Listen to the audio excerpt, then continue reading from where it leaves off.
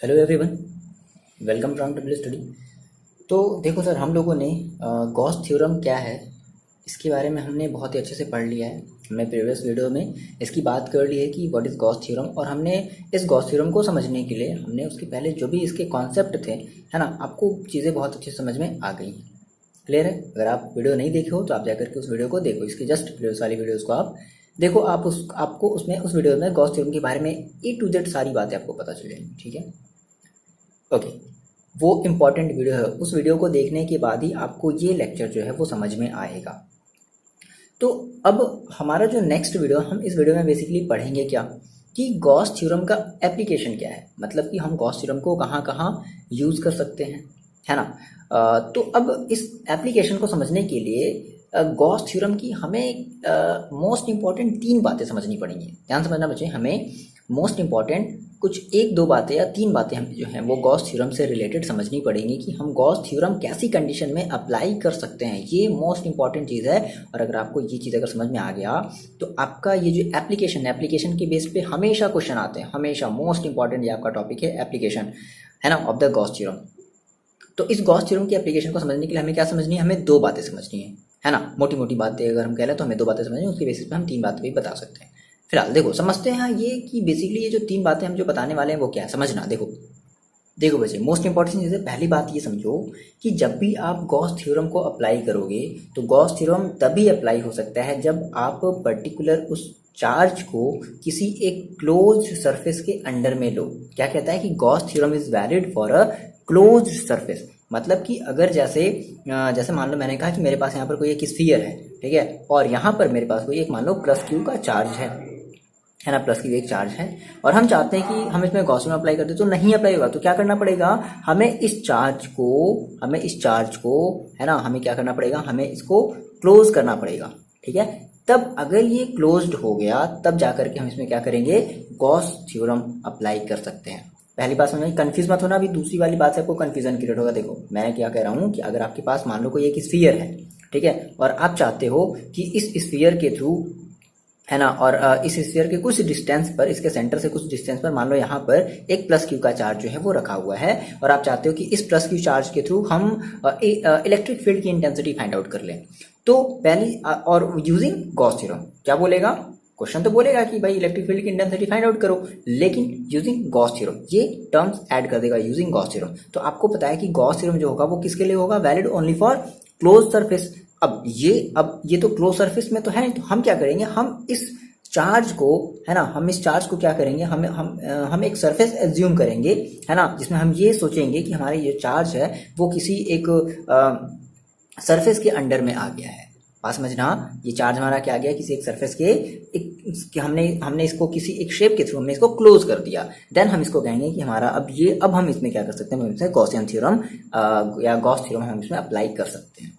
पहली चीज समझ में आई। दूसरी बात समझो, देखो बच्चे दूसरी बात समझते हैं। कहता है कि if the net charge enclosed bye a close surface, मतलब क्या मतलब इसका, मतलब मैंने मान लो आपसे कहा कि आपके पास मान लो कोई एक स्फीयर है ना, सपोज करो एक फुटबॉल है आपके पास, और मान लो ये आपके पास कोई एक स्फीयर है, ठीक है, ये दिख रहा है आपको एक स्फीयर है, और हम ये कह रहे हैं कि अब जो हमारे पास चार्ज है वो इस स्फीयर के बाहर नहीं है। बात समझना, पहले वाले और दूसरे वाले का कंपैरिजन करते चलना बच्चे, नहीं तो बहुत ज्यादा कंफ्यूजन होगा। आप कह रहे हो कि मेरा जो चार्ज है ना, अब वो इस स्फीयर के अंदर ही है, कहीं क्या है, इस स्फीयर के कहीं इनसाइड है, कहीं अंदर है, मान लो कहीं यहाँ पर है, तो उस केस में ये इसकी जो चार्ज होगी वो क्या होगी, 0 होगी। ऐसा माना जाता है क्योंकि अभी ये एक इक्विलिब्रियम कंडीशन में है, मतलब इसके जो चार्जेस हैं वो अभी अराइज नहीं हुए हैं। तो इस केस में हम जो Q लेंगे वो क्या लेंगे, 0 लेंगे। तो अगर Q अगर 0 हो गया तो हम क्या कहेंगे, तो हमारा जो फाई होगा, दैट इज हमारा जो फ्लक्स होगा, फाई को आप क्या कहते थे, फ्लक्स कहते थे ना। हम ये सारी चीजें इसके पहले वाले वीडियो में हम ये सारी चीजें पढ़ चुके हैं, है ना। तो जो फ्लक्स होगा वो क्या हो जाएगा, 0 हो जाएगा, क्योंकि आप Q की वैल्यू क्या रखोगे, 0 रखोगे, तो ये 0 मिल जाएगी। क्लियर है इतनी बात। तो आपको क्या करना है कि अगर कोई भी चार्ज अगर किसी क्लोज सरफेस के अंदर में है तो हम क्या ले लेंगे, वहां पे हम Q इक्वल टू क्या लेंगे, 0 लेंगे, और उस केस में हमारा जो फ्लक्स होगा वो क्या हो जाएगा, 0 हो जाएगा। अब देखो, अब कई बच्चों को यहाँ पर होगा कंफ्यूजन कि फर्स्ट वाले में तो सर आप कह रहे हो कि क्लोज सरफेस के अंदर होना चाहिए, सेकेंड वाले में सर आप कह रहे हो कि अगर क्लोज सरफेस है, अगर वो एक क्लोज किसी रीजन के अगर अंडर में है तो आप वहां पर Q की वैल्यू 0 ले लो। सर ऐसा क्यों, देखो फर्क समझना। मैंने आपसे कहा फर्स्ट वाले कंडीशन में मैंने आपसे कहा कि अगर आपके पास मान लो कोई एक स्फीयर है, ठीक है ना, और जो चार्ज है वो मान लो कहीं यहाँ पर है ना, यहाँ पर हमारे पास एक पॉइंट है और इस पॉइंट पर हमें क्या निकालनी है, इलेक्ट्रिक फील्ड की इंटेंसिटी निकालनी है। तो हम क्या कहेंगे, हम इस पॉइंट को जो है इनक्लोज कर लेंगे और यहां से आपका एक टर्म आएगा गॉसियन सरफेस, यानी कि ये जो हमने सरफेस लिया है ना, इसी सरफेस को हम कहते हैं गॉसियन सरफेस। तो बेसिकली गॉसियन सरफेस क्या होती है, एक ऐसी हाइपोथेटिकल, मतलब आपकी इमेजिनरी एक ऐसी सरफेस होगी, है ना, जो कि उस चार्ज को क्या करेगी, इनक्लोज कर देगी, और उसी सरफेस को हम कहते हैं गॉसियन सरफेस कहते हैं। क्लियर है? तो जब भी हम किसी ऐसे चार्ज की बात करेंगे जो इस हमारे स्फीयर से क्या हो, बाहर हो, या किसी ऑब्जेक्ट से बाहर हो, तो हम हमेशा उस पॉइंट को क्या करेंगे, गॉसियन सरफेस के अंडर में कवर कर लेंगे। देन उसके बाद फिर हम यहाँ से गॉस थ्योरम को अप्लाई कर सकते हैं, है ना। और इस केस में, दूसरे वाले केस में क्या है कि दूसरे वाले केस में ऑलरेडी आपका जो चार्ज है ना, वो इस स्फीयर के अंदर ही दिया हुआ है। सरफेस, देखो सरफेस अलग चीज होती है, बात समझना, सरफेस अलग चीज है और इनसाइड हम अलग कह रहे हैं। जैसे फॉर एग्जाम्पल मान लो बच्चे, जैसे मैंने आपसे कहा, देखो जैसे मान लो मैंने आपसे कहा कि ये आपकी, सपोज करो कोई एक सिलेंडर है, सपोज करो ये आपकी क्या है, कोई एक सिलेंडर है। क्लियर है? अब अगर हम कह रहे हैं कि इसका जो चार्ज है अगर यहाँ पर है, दैट इज, मान लो मैं आपसे कहूँ कि इसका जो चार्ज मान लो यहाँ पर है ना, तो हम कहेंगे कि ये सरफेस पर है। लेकिन अगर इसका चार्ज जो है वो इस सिलेंडर के अंदर हो जाए, आरी बात में, इस सिलेंडर के अंदर हो जाए, दैट इज यहाँ पर कहीं, इसके अंदर कहीं आ जाए। क्लियर है बात? मतलब ये ऐसे मान लो कहीं यहाँ पर चार्ज है, यहाँ पे हमने इसको, यहाँ पे हमने ऐसे एक चार्ज रखा और इसको हमने ऐसे क्लोज कर लिया, तो उस केस में हम ये कंसीडर करेंगे कि ये चार्ज की जो वैल्यू है वो जीरो है, मतलब अभी वो इक्विलिब्रियम कंडीशन में है, वो कोई भी चार्ज क्रिएट नहीं कर पा रहा है। भाई चार्ज एक्टिव कब होंगे, जब वो सरफेस पर आएंगे, या वो मूवेबल कब होंगे, है ना, जब हम उसको रब्ड करेंगे। तो फिलहाल हम जब, अगर वो किसी क्लोज सरफेस के अगर वो अंदर है, हम कह रहे हैं कि अगर वो सिलेंडर के अंदर है, तो उस केस में हम जो चार्ज की जो वैल्यू लेंगे वो जीरो लेंगे, है ना। तो ये हमारी वही वाली कंडीशन है, ये क्लियर है? ठीक है, इन दो बातों में आपको कंफ्यूज नहीं होना है, ठीक है ना, ध्यान से समझना, इन दो बातों में आपको कंफ्यूज नहीं होना है। अगर कोई चार्ज बाहर है तो हम उसको एक सरफेस के अंडर में, अगर हमें देखो, अगर हमें गॉसियन थ्योरम अप्लाई करना है तो हमें इस चार्ज को एक कर्व्ड सरफेस के अंदर में, एक हाइपोथेटिकल सरफेस के अंडर में हमें लेना पड़ेगा, और इसी हाइपोथेटिकल सरफेस को हम कहते हैं गॉसियन सरफेस कहते हैं। क्लियर है? अब हम बात करेंगे गॉसियन सरफेस। आप बेसिकली नोट्स आप जाकर के डिस्क्रिप्शन बॉक्स में डाउनलोड कर लेना। तो ये दो बातें हमें समझनी थी। देखो एक बात और समझ लो कि अगर हमारा, मान लो हमने कहा कि मेरे पास ये कोई एक क्लोज सरफेस है और मेरी जो चार्ज है मान लो यहाँ पर है, तो हम क्या है कि बताओ इसके थ्रू फिर फ्लक्स कितना होगा, तो भाई फ्लक्स भी हमारा क्या होगा, जीरो होगा। जब कोई चार्ज जब इस सरफेस से जब होकर के जाएगी ही नहीं, है ना, तो हम क्या कहेंगे कि हमारा जो, जब अगर ये चार्ज मान लो यहाँ पर है और हम कह रहे हैं कि बताओ इस चार्ज के थ्रू फ्लक्स कितना क्रिएट होगा, तो पहली बात बताओ, जब ये चार्ज हमारी इस सरफेस से जब होकर के ही नहीं जाएगी तो कोई भी फ्लक्स वो क्रिएट करेगी नहीं करेगी, है ना। तो हम कहेंगे कि हमारा उस केस में हमें जो फ्लक्स मिलेगा वो जीरो मिलेगा। क्लियर है इतनी बात? ठीक है, आप ये सारी बातें जो हैं वो आप जाकर के नोट्स जो है डाउनलोड कर सकते हो, ठीक है ना। देखो आगे बढ़ते, बस इतनी बात समझ लो कि अगर कोई चार्ज किसी क्लोज सरफेस के बाहर रखा हुआ है, हम इस कंडीशन की बात नहीं करते हैं, इस कंडीशन में कंफ्यूज मत हो जाना। मैंने कहा कि आपके पास ये कोई एक क्लोज सरफेस है और चार्ज जो है वो बाहर रखा गया है, तो चलो बताओ इस चार्ज के थ्रू इसका फ्लक्स कितना होगा, तो जीरो होगा। क्यों? क्योंकि ये हमारी जो चार्ज है वो इस सरफेस के बाहर रखी गई है। ठीक है, गॉसियन सरफेस की डेफिनेशन सिंपल से आप समझ लो, आप नोट से लिख लेना। क्या होता है कि एक ऐसा हाइपोथेटिकल क्लोज सरफेस, है ना, जो किसी चार्ज को क्या करे, इनक्लोज कर दे, मतलब इमेजिनरी, है ना। मान लो मैंने कहा कि यहाँ पर कोई एक पॉइंट है और हम क्या कर रहे हैं, हम इस पॉइंट को क्या कर दे रहे हैं, इनक्लोज कर दे रहे हैं इसके रिगार्डिंग। तो अब हमारा ये जो सरफेस मिला, ये जो सरफेस है ना, ये जो आपकी जो सरफेस दिख रही है ना, ये सारी, ये इसी सरफेस को हम कहते हैं गॉसियन सरफेस। क्लियर हो गया? चलो सर, ओके सर। तो अब आप हेडिंग डाल लो, एप्लीकेशन ऑफ गॉस थ्योरम, और हम इसके बेसिस पे क्या क्या एप्लीकेशन है वो देखने वाले हैं। बहुत मोस्ट इंपॉर्टेंट है, बहुत ही आसान है। आप मेरे साथ चलो, कॉपी और पेन निकालो अपनी और नोट्स बनाते चलो। आपको नोट्स मिल जाएंगे, बट वो अलग बात है, आप यहाँ पर भी चीज़ों को समझना है तो आपको कॉपी और पेन निकाल करके लिखना पड़ेगा, समझना पड़ेगा, तभी चीज़ें जो है वो समझ में आएंगी। आप केवल डायरेक्टली नोट्स को देख करके चीज़ों को समझ नहीं सकते, वैसे तो लाखों की संख्या में जो है वो आपको नोट्स मिल जाएंगे ना, तो वो चीज़ वैसे काम नहीं करेगी। आप अगर वीडियो देख लो तभी ये चीज़ आपके लिए हेल्पफुल होगी। ओके सर, तो सबसे पहले हम जो एप्लीकेशन देखते हैं हम वो देखेंगे कि हम क्या निकालेंगे, हम इलेक्ट्रिक फील्ड की इंटेंसिटी निकालेंगे, है ना, due to an infinite long straight wire. ठीक है, हेडिंग क्या डालो आप, तो फर्स्ट हेडिंग आप डालो, electric field due to an infinite long straight charged wire. मान लेते हैं कि मेरे पास क्या है, एक बहुत ही इनफाइनाइट मेरे पास long straight wire, charge wire है, और हमें क्या करना है, हमें उस चार्ज वायर का जो है वो इलेक्ट्रिक फील्ड इंटेंसिटी निकालनी है किसी पॉइंट पर, है ना। Electric field due to an infinite long straight charge wire, ठीक है। जैसे अब हमें इलेक्ट्रिक फील्ड निकालना है तो हमें उसके लिए किसी एक पर्टिकुलर किसी पॉइंट पर निकालेंगे ना। हमने ये बात सारे इलेक्ट्रिक फील्ड वाले टॉपिक में हमने डिस्कस किया था।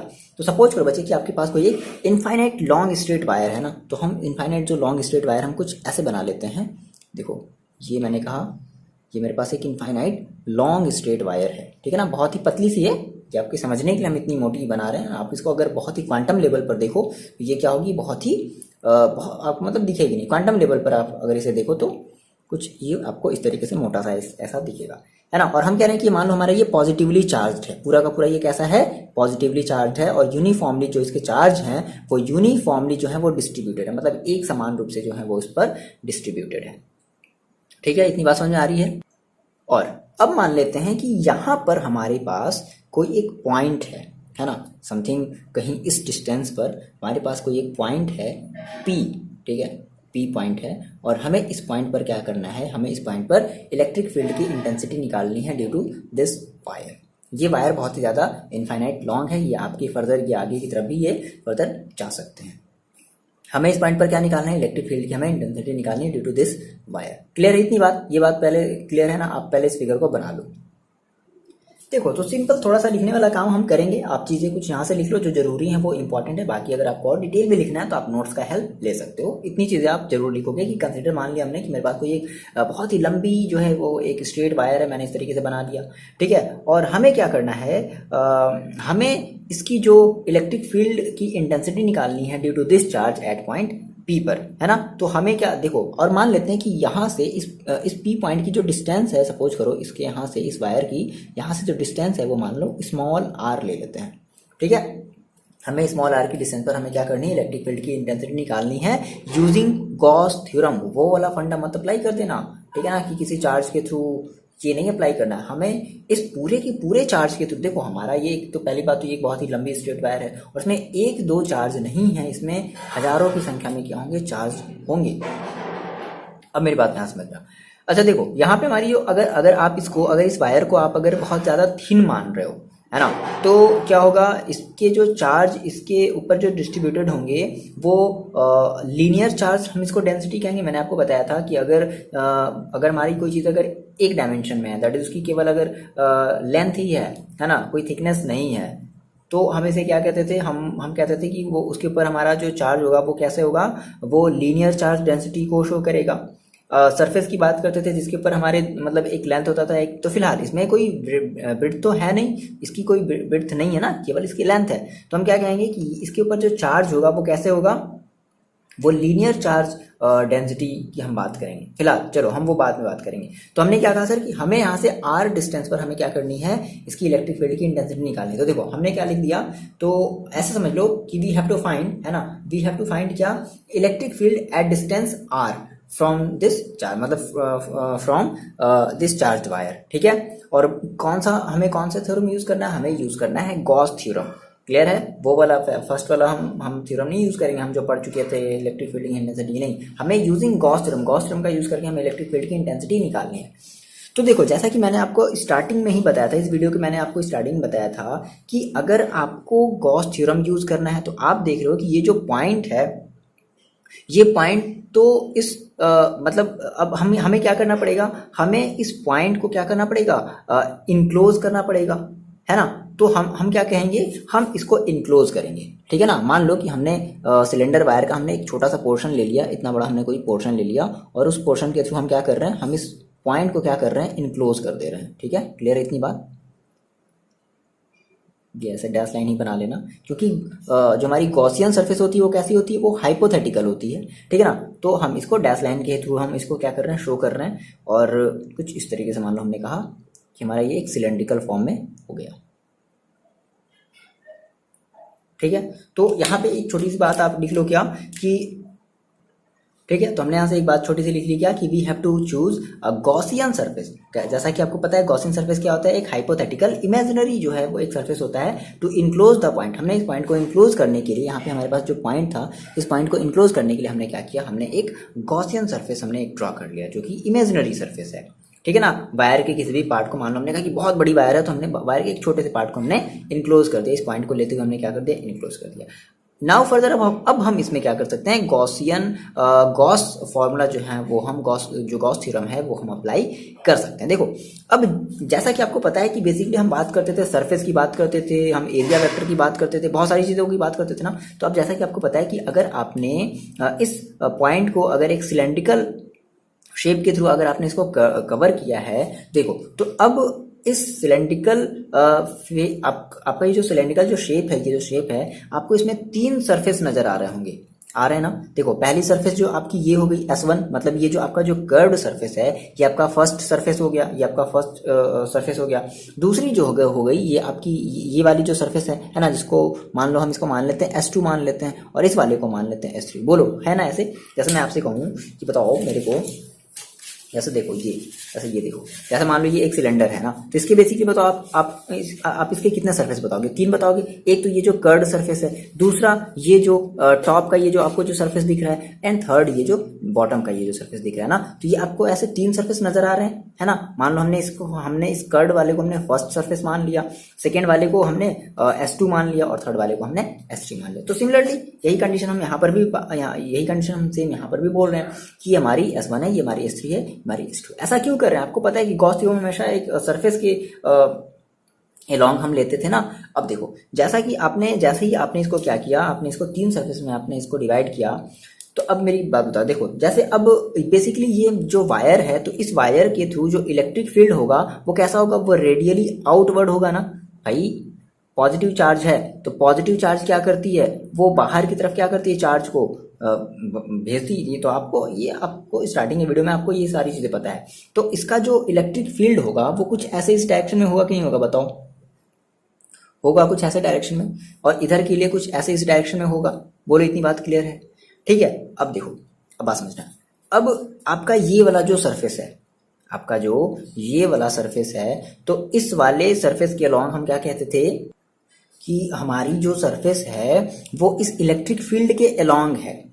कैसे, मान लो क्या करो कि आप इस सरफेस, ये जो आपका जो सरफेस है ना, ये जो कर्व सरफेस है ना, आप उसको छोटे छोटे छोटे छोटे पार्ट में तोड़ लो ना। तो आपको लगेगा ना कि देखो जैसे आपने इसको छोटे छोटे पार्ट में, मान लो आपने इसको तोड़ लिया, तो क्या दिख रहा है, ये आपका जो सरफेस है वो इसके अलॉन्ग है, इधर के ही तो अलॉन्ग है ना। बात समझना। अच्छा, फिर ये जो सरफेस है आपका, ये जो टॉप वाला जो सरफेस है, ये देखो ये ऐसे इस डायरेक्शन में है। अरे बात समझना क्या, ये आपका, आप इसका जो एरिया जो लोगे वो आप इस डायरेक्शन में लोगे ना, एरिया वेक्टर इस डायरेक्शन में लोगे ना। और इस वाले सरफेस के लिए, ये वाली जो आपकी सरफेस है, इस वाले सरफेस के लिए आप एरिया वेक्टर इस डायरेक्शन में लोगे।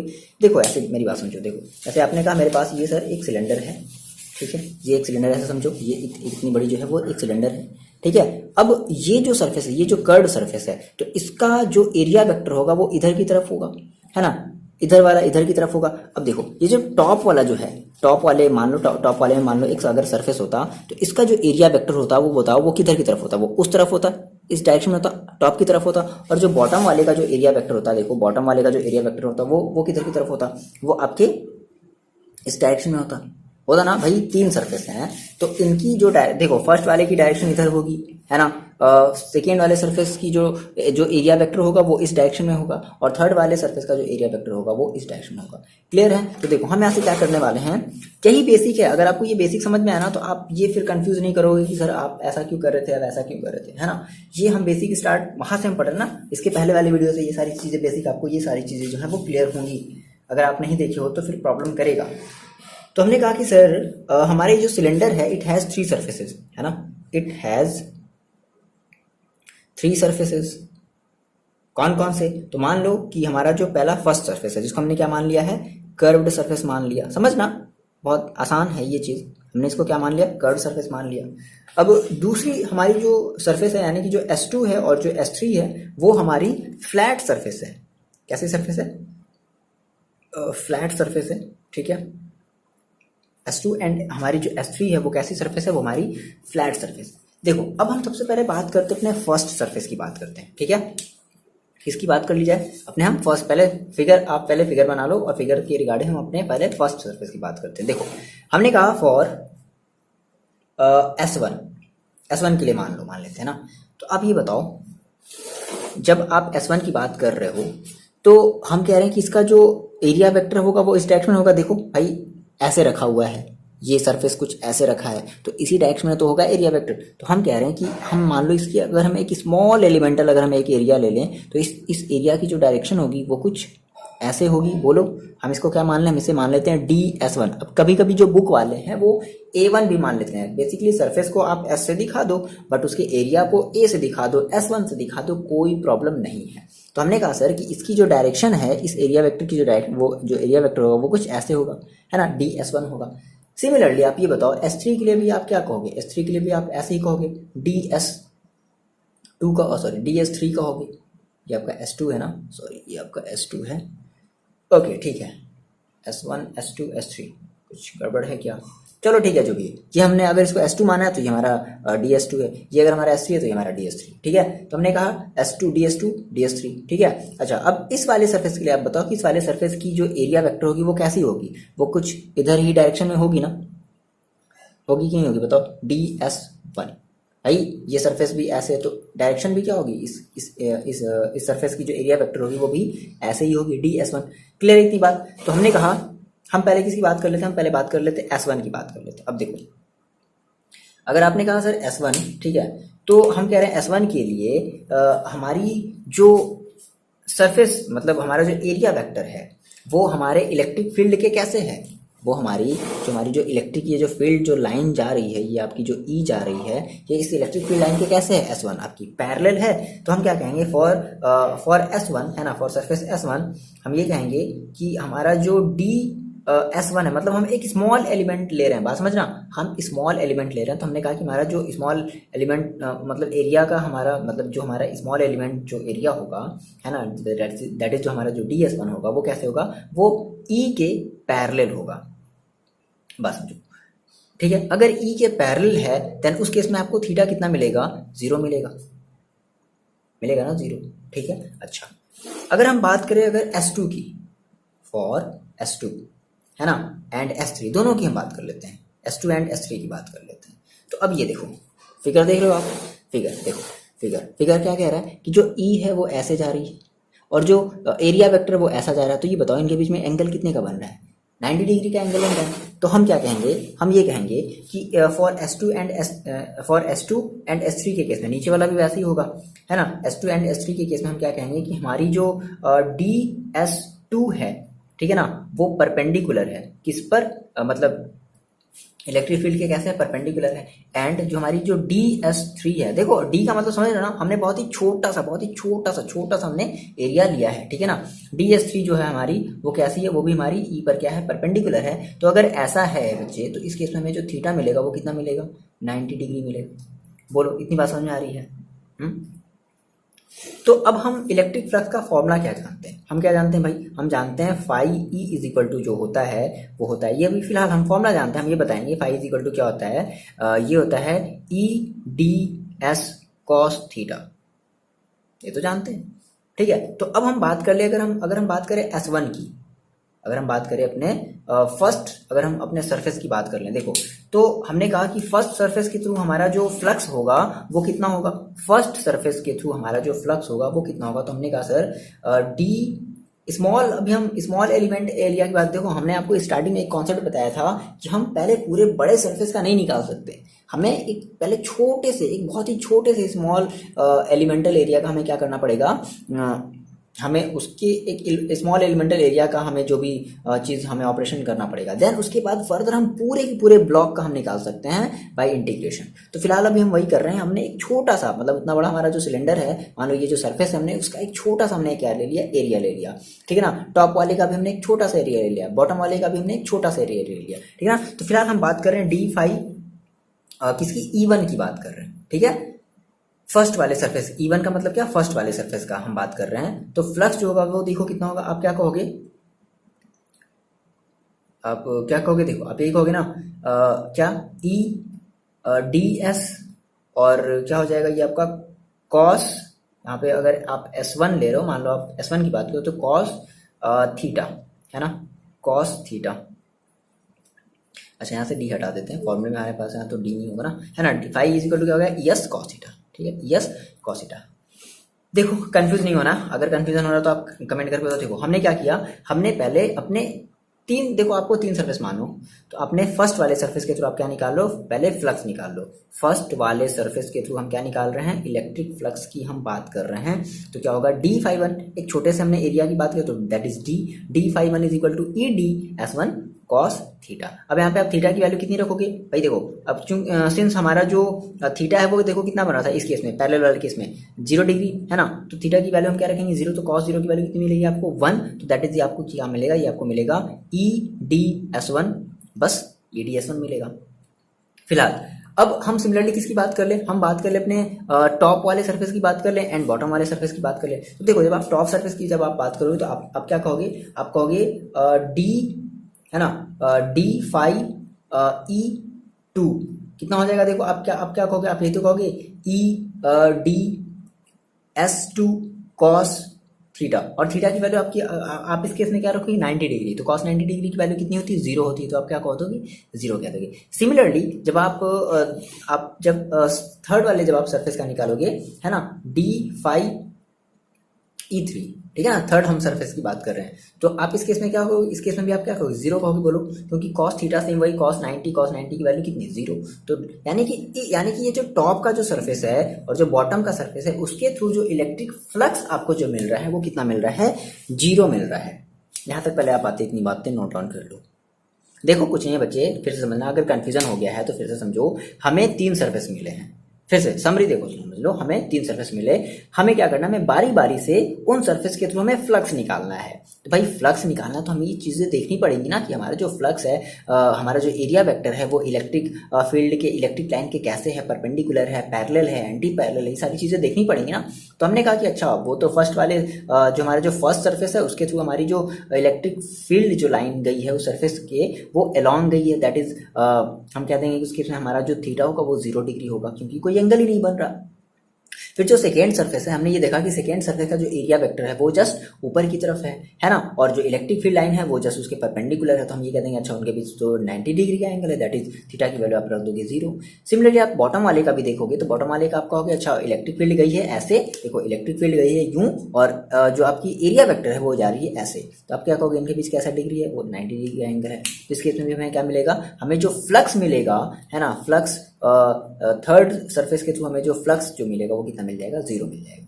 तो ओवरऑल आपको जो फ्लक्स जो मिल रहा है वो केवल और केवल कर्व्ड सरफेस के ही थ्रू मिल रहा है। इतनी बातें आप नोट डाउन कर ली ना, चलो इतनी बातें समझ में आ गई, नोट डाउन कर लिया। देखो मिटाते हैं इसे अब, देखो तो हम क्या कहेंगे, हम कहेंगे hence only curved surface contribute towards the total flux, केवल और केवल जो कर्व्ड सरफेस है ना वही आपका जो है वो फ्लक्स दे रहा है, और कोई भी सरफेस ऐसा नहीं है जो आपको फ्लक्स दे ना, केवल कर्व्ड सरफेस ही आपका फ्लक्स, क्योंकि आपने देखा S2 आपका 0 दिया, S3 भी आपका 0 दिया, केवल देखिए कौन रहा है S1 है ना, तो S1 के थ्रू हमें कुछ ना कुछ हमें जो है फ्लक्स मिल रहा है। तो हमने कहा अब हम क्या निकालें, हम निकालें टोटल फ्लक्स निकालें। तो अभी हमने छोटे से स्मॉल एलिमेंटल हमने अभी एरिया के थ्रू हमने जो भी अभी हमने फ्लक्स निकाला वो निकाला था है ना। तो अब हम अगर हम बात करते हैं टोटल, बात समझ रहे हैं, यहाँ से हमने कहा सर हमें चाहिए टोटल फ्लक्स, ठीक है, total flux through all surface.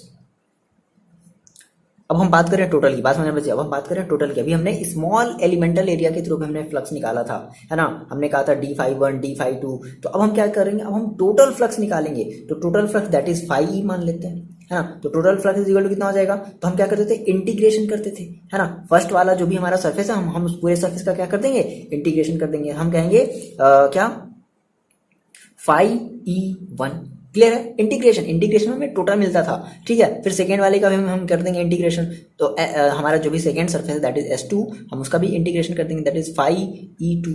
Similarly third वाले का भी हम कर देंगे क्या ये आपको ये सिंबल भी आपको पता था ना, ये मैंने आपको स्टार्टिंग वीडियो में बताया था कि सिंबल का क्या मतलब होता है। ये तो आपको पता है कि आपका इंटीग्रेशन का सिंबल है, बट इस सिंबल का क्या मतलब होता है आप कमेंट करके बताओगे, ठीक है। देखो S1 S2 हो गया, हम किसके थ्रू हम इंटीग्रेशन कर रहे हैं, टोटल हम जो हमारा जो थर्ड वाला जो सर्फेस है हम उसके थ्रू इंटीग्रेशन कर रहे हैं, पूरे सर्फेस का इंटीग्रेशन कर रहे हैं, दैट इज हम क्या कहेंगे फाई E3। और आपको पता है कि जो फाई E2 की जो वैल्यू आई है, फाई E3 की जो वैल्यू आई वो है 0। आप देखो अपनी कॉपी में इसकी वैल्यू क्या है, 0 है। अच्छा, तो क्या कर दिया, इसकी ये सारी की सारी वैल्यू क्या हो जाएगी, 0 हो जाएगी। अब आपको केवल मिलेगा फाइव। तो आप जानते हो फाई ई, दैट इज आपको जो फाई ई मिलेगा वो क्या मिलेगा, इंटीग्रेशन ऑफ फाई की वैल्यू क्या रखोगे, ई है ना, DS1 और क्या रखोगे कॉस 0, मतलब यही तो रखोगे ना कॉस 0, चलो रख देते हैं कॉस 0, ठीक है। तो फाइनली कॉस 0 की वैल्यू दैट इज आपको 1 मिल जाएगी। तो आपको यहाँ से क्या मिलेगा, आपको मिलेगा, देखो आप ऐसा करो कि आप यहाँ से ई को बाहर निकाल लो, ठीक है, इंटीग्रेशन ऑफ DS1 ये तो मिलेगा। अब देखो बच्चे यहाँ पे इसका मतलब समझना कि DS1 का मतलब क्या है, ठीक है ना। इसका मतलब है कि अभी आपने बात करी थी, देखो अभी देखो बात समझना, अब दो चीजें समझना। अगर आप केवल बात करते हो DS की, दैट इज हम वो किसी स्मॉल से एरिया की बात कर रहे हैं, बस में ना। अगर हम बात कर रहे हैं अगर DS की, तो हम एक स्मॉल से एरिया की बात कर रहे हैं। लेकिन जैसे ही हमने इसका इंटीग्रेशन ले लिया, अब हम टोटल एरिया की बात कर रहे हैं। यही बात बच्चों को परेशान करती है कि सर ये इंटीग्रेशन का आया कॉन्सेप्ट कहाँ से। यही है इसका यूज है ना, हर जगह हम इंटीग्रेशन का यूज करते हैं, फिजिक्स में तो कंपलसरी है। तो इस इंटीग्रेशन का मतलब, जैसे इस DS के बाद आपने अगर ये इंटीग्रेशन लगा दिया, तो इसका मतलब है कि आपको अब टोटल एरिया निकालना है। देखो अभी आपने क्या कहा था कि नहीं नहीं, अभी हमने एक छोटा सा, अभी हमने क्या किया, अभी हमने एक छोटा सा जो है वो अभी हमने एक एरिया लिया था। हम जो भी हमारा ये जो पूरा कर्व जो सरफेस है ना, हम इस पूरे कर्व सरफेस का क्या करने वाले हैं, एरिया निकालने वाले हैं। क्लियर है इतनी बात, बताओ, ठीक है। तो अब हम इसी को यहाँ पर क्या लिख दें, देखो हमने कहा यानी कि हमारा ये क्या बताता है, ये हमारा बताता है टोटल सरफेस एरिया, है ना। तो हमने कहा, तो हम क्या कहते हैं, हम डायरेक्टली देखो हम ये कह देंगे क्या कि that is phi E is equal to क्या कह दें, देखो ये तो हमारा ई बाहर है, ई इनटू, अब ये हमारा पूरा का पूरा क्या हो गया, कर्व सरफेस एरिया। तो हमने कहा total area of curved surface, ठीक है, total area of curved surface, ठीक है। अब ये बताओ कि सिलेंडर की कर्व, अब देखो कितने बच्चों को पता है, बताओ कमेंट करके आप बताओ कि हाँ सर मुझे पता है, मेरे को बुक का हेल्प नहीं लेना पड़ा, मतलब मैंने चीटिंग करके आपको कमेंट करके नहीं बताया। कितने बच्चों को सिलेंडर का कर्व्ड सरफेस एरिया पता है, देखते हैं कौन बच्चे बताते हैं कितना होता है। देखो नहीं पता, आप कमेंट करके बताओ यार मेरे को पता था, मैंने बताया। ई इंटू जो कर्व सरफेस एरिया होता है सिलेंडर का, वो क्या होता है, वो होता है 2πRL, ठीक है। अब ये फॉर्मूला है, क्लास 10 में आप लोगों ने पढ़ा होगा, ठीक है। अभी इसके बारे में तो डिटेल में क्या बताना। ओके सर, इतनी बातें क्लियर है। ओके देखो, तो हमने कहा सर क्या, ई इंटू 2πRL। अच्छा, अब ये बताओ, मान लो ये आपका जो है वो बन गया इक्वेशन नंबर फर्स्ट। बट आप क्या जानते हो, आप ये जानते हो क्या, आप ये जानते हो क्या कि phi E is equal to होता है क्या, Q अपॉन एप्सिलॉन 0। बोलो ये आप बात जानते हो या नहीं जानते, जानते हो ना, बाई गॉस थ्योरम, यही तो हमारा गॉस थ्योरम है, बाई गॉस थ्योरम, है ना। तो ये मान लो आपका ये है आपका इक्वेशन नंबर सेकेंड। अब देखो phi E is equal to this, phi is equal to this, तो from equation first and second दोनों को हम आपस में क्या कर दे, इक्वल रख दिया जाए। तो दोनों को हम आपस में क्या कर देते हैं, इक्वल रख देते हैं, है ना। तो आप इक्वल रख दो तो कितना हो जाएगा, E into 2πRL is equal to Q upon epsilon 0, ठीक है। तो आप क्या कर लो, आप ई को यहाँ पर छोड़ दो, ठीक है, और जो आपका ई है वो हो जाएगा Q अपॉन 2πएप्सिलॉन 0 और इनटू RL। बोलो इतनी बात समझ में आ रही है, इतनी बातें पहले नोट डाउन कर लो, कर लिया। अब देखो, अच्छा स्टार्टिंग मैंने आपको बताया था कि जो चार्ज है वो यूनिफॉर्मली डिस्ट्रीब्यूटेड है। तो आप क्या कहोगे, आप कहोगे कि सिंस हमारी जो चार्ज है वो कैसी है, चार्ज यूनिफॉर्मली डिस्ट्रीब्यूटेड, है ना, यूनिफॉर्मली डिस्ट्रीब्यूटेड है। तो अगर यूनिफॉर्मली डिस्ट्रीब्यूटेड है तो आप उस केस में बताओ क्या लोगे। बेसिकली आप कहते थे कि यूनिफॉर्मली अगर डिस्ट्रीब्यूटेड है तो आप लेते थे linear charge density, surface charge density और वॉल्यूम चार्ज डेंसिटी। तो आप मेरे को ये बताओ आप इस केस में क्या लोगे, लीनियर लोगे, सरफेस लोगे या वॉल्यूम लोगे, क्या लोगे। बेसिकली आपकी ये थिन वायर है, मैंने आपको बताया था कि अगर थिन वायर है तो उसकी कोई भी थिकनेस नहीं होती, दैट इज वो केवल एक लेंथ में चली गई है ना, बहुत ही एक बस केवल एक लंबी सी एक ऐसे वायर चलेगी, इसकी कोई भी थिकनेस नहीं है। तो इस केस में हम क्या लेंगे, लीनियर चार्ज डेंसिटी लेंगे, है ना। तो हम कहेंगे कि अब हमारे पास एक फॉर्मूला होता है क्या, लीनियर चार्ज डेंसिटी का, दैट इज हम इसको रिप्रेजेंट करते थे लैम्डा से। लैम्डा हमारी क्या है, लैम्डा हमारी है लीनियर चार्ज डेंसिटी। कितने बच्चे को याद है, या फिर कई सारे बच्चे तो भूल भी गए होंगे, पढ़ो कंटिन्यूअसली पढ़ो, रेगुलर पढ़ाई करो, ठीक है। तो linear charge density that is lambda is equal to क्या होता है, आपको फॉर्मूला याद है, Q/L, याद आया, ठीक है। इसी तरीके से हम सरफेस चार्ज डेंसिटी लेते थे सिग्मा, कितने बच्चों को याद है, नहीं याद होगा। देखो तो हमारे यहाँ पे आप बता दो कि जो लैम्डा है वो क्या हमारी है लीनियर चार्ज डेंसिटी, ठीक है, लीनियर चार्ज डेंसिटी। ओके अगर ये लीनियर चार्ज डेंसिटी, तो देखो आप यहाँ से Q की वैल्यू निकाल लो, तो Q इज इक्वल टू यहाँ से क्या हो जाएगा, Q इज इक्वल हो जाएगा लैम्डा इंटू एल। अब क्या कर दो, इस Q की वैल्यू इस वाली Q में की वैल्यू में रख दो। ये आपका मान लो इक्वेशन नंबर आया था 3rd, है ना।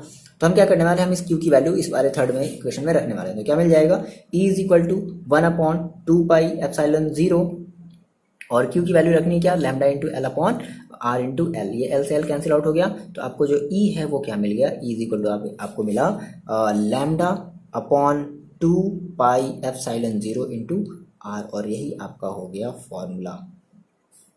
क्लियर है इतनी बात, ठीक है, बस सिंपल सा है ना। आप अगर डायरेक्टली अगर यहाँ से देखना चाहते हो तो आप ये कह दो कि हमारा जो E होगा वो क्या होगा, वो इन्वर्सली प्रोपोर्शनल होगा आर के, होगा ना, इन्वर्सली प्रोपोर्शनल होगा आर के। इसका मतलब है कि जैसे जैसे आप डिस्टेंस बढ़ाते जाओगे, जैसे आप इस फिगर में देखो कि आप जैसे जैसे इसकी जो डिस्टेंस है वो बढ़ाते जाओगे, आर की डिस्टेंस मान लो यहाँ पर लोगी, तो इलेक्ट्रिक फील्ड की इंटेंसिटी और कम होती जाएगी, यही तो मतलब है। क्लियर है, तो ये हमारा हो गया फर्स्ट, हमने ये जो है अपने एप्लीकेशन को प्रूव कर लिया, ठीक है। यहाँ से आप दो बातें ध्यान रखना कि अगर मतलब ये वही चीज़ बता रहा है ना कि जैसे मतलब क्या है, आप स्टेटमेंट लिख लेना कि electric field of line charge is inversely proportional to the distance from the charge, बस सारी फॉर्मेलिटी वो लिखना पड़ेगा, मस्ट है, कंपलसरी है, लिखना पड़ेगा। भाई देखो एग्जामिनर जानना चाहता है कि बच्चे आपको पता कितना है, वो जान रहे, वो अलग बात है, आपको पता है, ठीक है, हम भी जानते हैं, लेकिन आपको कैसे बताओगे कि आपको पता है, लिख करके बताओगे ना, तो आपको लिखना पड़ेगा, ठीक है। अब यहाँ पर एक बात और समझना कि अगर हमारी मान लो अगर मान लो क्या होता, मान लो हमारा जो चार्ज है वो मान लो अगर पॉजिटिव होता ना, जैसे मान लो हमने वहाँ पे चार्ज अगर पॉजिटिव लिया है, होता है क्या, हमने लिया ये पॉजिटिव है, तो हमारी जो E होगी वो कैसी होगी, वो हमारी आउटवर्ड होगी। क्लियर है, आउटवर्ड होगी, ठीक है ना। और अगर मान लो हमारी चार्ज अगर निगेटिव होती तो हमारा फिर E क्या होता, बोलो, E हमारा क्या होता, इनवर्ड होता ना, अगर हम निगेटिव चार्ज लेते तब, जो कि हमने नहीं लिया है।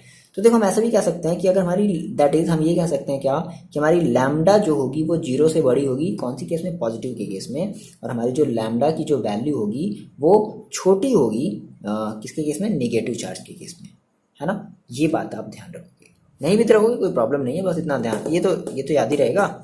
E अगर हमारा पॉजिटिव होगा है तो दैट इज आउटवर्ड, है ना, सॉरी Q अगर हमारा पॉजिटिव है तो ये हमारा आउटवर्ड मिलेगा, और अगर हमारा Q अगर माइनस है तो ये हमें क्या मिलेगा, इनवर्ड मिलेगा, इनवर्ड डायरेक्शन मिलेगा।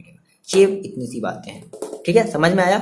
चलो देखते हैं नेक्स्ट हमारा एप्लीकेशन क्या है, और ये फॉर्मूले मोस्ट इंपॉर्टेंट है, ये दोनों फॉर्मूले मोस्ट इंपॉर्टेंट है। क्लियर है ना, इन बात को आप याद रख लेना।